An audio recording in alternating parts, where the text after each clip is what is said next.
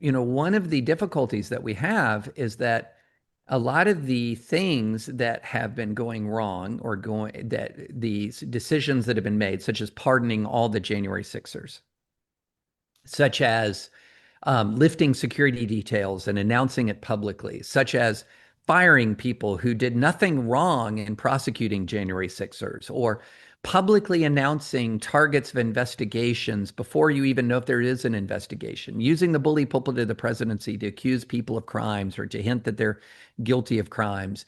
I mean, sending people off to foreign prisons where they're subject to conditions that would be violations of the Eighth Amendment in the United States, um, in placing political litmus tests on law firms and other private entities as a condition for receiving security clearances or receiving federal funding. I mean, you could just go down the line, list after list after list, and what you'll find is if once you move 1 inch from the political obsessives, people don't know about it. People don't know about it. They don't follow it. And so it's just not the case that you have a whole lot of Americans who are sort of saying, okay, this is a norm violation, this is a legal violation, this is a constitutional violation, but I'm okay with it. What you're dealing with is really people are saying, well, I think there's too much crime in Washington, D.C. I'm glad somebody's doing something about it. Assuming they Or even know we, about it at all. right. Or we have too many illegal immigrants and I'm glad to see somebody's doing something about it.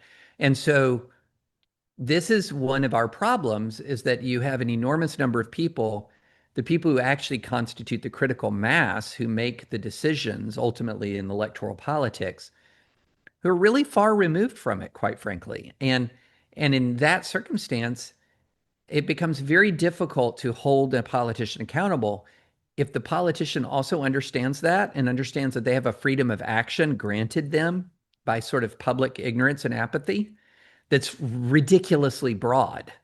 And so Trump has figured that out and he is engaging in actions that would have been unthinkable in prior presidencies, but he has figured out he's a quite shrewd politician that as long as his actions are directionally in the orientation of where his base wants, they don't care about the details. They just want him to get stuff done. And the people who do care about the details often very much care about imposing political retribution. They very much want him to do everything that he's doing. And so he's doing precise things that are very much what his hardcore MAGA base wants, but are also directionally in the direction of where he thinks the people, that larger group of people who voted him, wanted him to go. And so he's really able to exploit public ignorance at an industrial scale.